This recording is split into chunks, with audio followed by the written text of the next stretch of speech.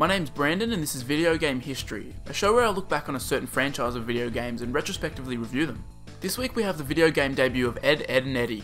Ed, Edd and Eddy is basically a show about three kids trying to scam their friends so they can buy Jawbreakers. This isn't exactly a premise that lends itself to video games like Powerpuff Girls or Samurai Jack do, but luckily the platformer genre exists. Whenever somebody wanted to make a licensed video game back in the day, but the property wasn't ready-made for a game, they just slap it into a platformer. Seriously, just look back through the games released by Cartoon Network, Nickelodeon, or even Disney and you'll find that like 75% or even more are platformers. Ed, Edd and Eddy Jawbreakers was developed by Climax Group, which sounds like a developer you wouldn't want developing kids games. Climax Group was a group of studios based in the UK and they're still kicking around today under Climax Studios, working on a bunch of actually pretty high profile franchises. However, when you look on their website and go to their history section, they don't even list Jawbreakers as a game they developed. That's weird and kinda ominous, but then again, maybe it was developed by a different subsection of Climax Group so they don't count it as part of their history. I don't know, it's hard to tell because records from so long ago are not really readily available on the internet. Apparently, according to the Ed, Edd and Eddy wiki, so take this with a grain of salt, the game was originally supposed to be published by Crave Entertainment and be released in the fall of 2002.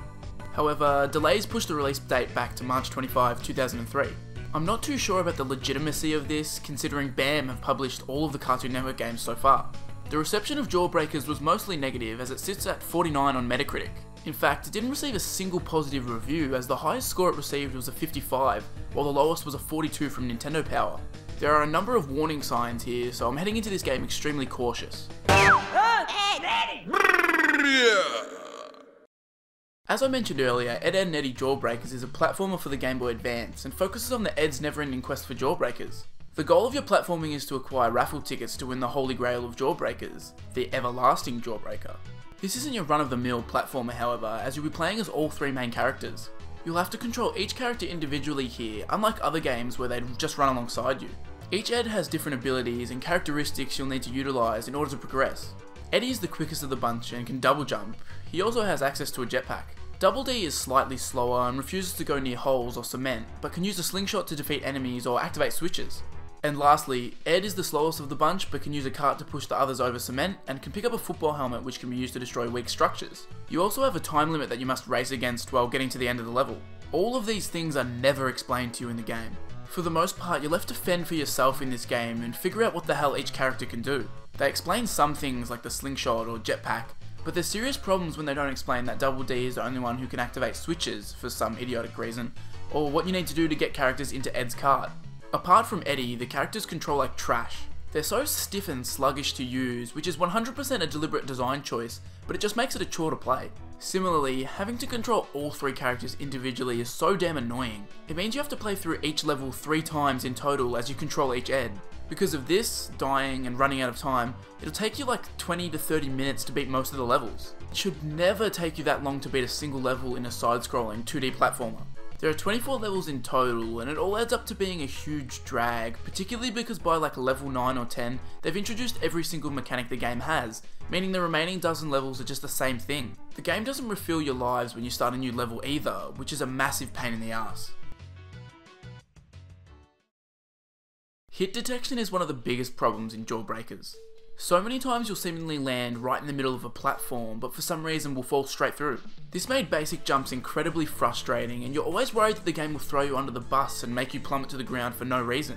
Topping the frustration off is that every time you fall from a slight height, the Eds go into a dumb little animation where they can't move. This wouldn't be too bad if it only happened when you fall from extreme heights, but having it happen basically any time you fall from a 2-meter height is really annoying. In some parts involving moving platforms, every single jump I'd make with Ed resulted in him landing and going through this dumb animation.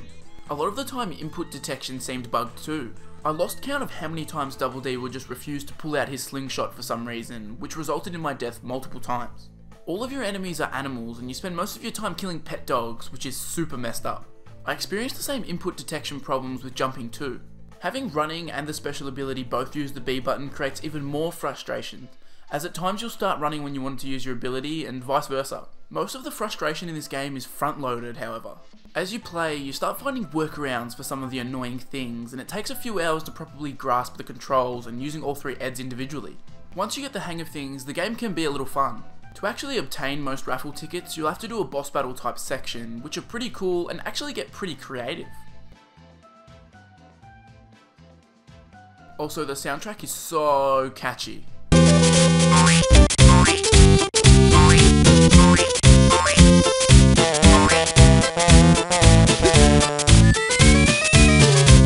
I'd argue that this is the best soundtrack in a Cartoon Network game so far, and it made some of the really annoying parts a little more bearable. You know a soundtrack is pretty dang good when you've still got various songs playing through your head hours after you stop playing.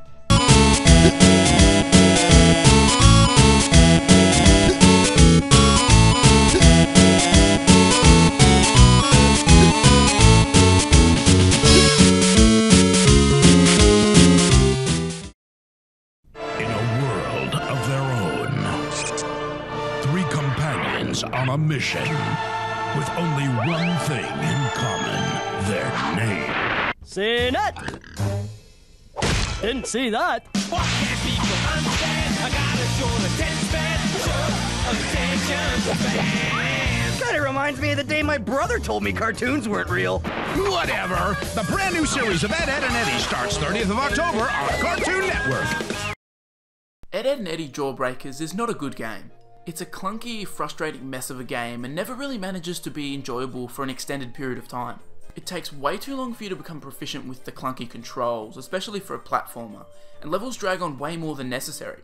Why couldn't they have had the gameplay with a Sonic Heroes type setup, where all three characters are moving together at the same time?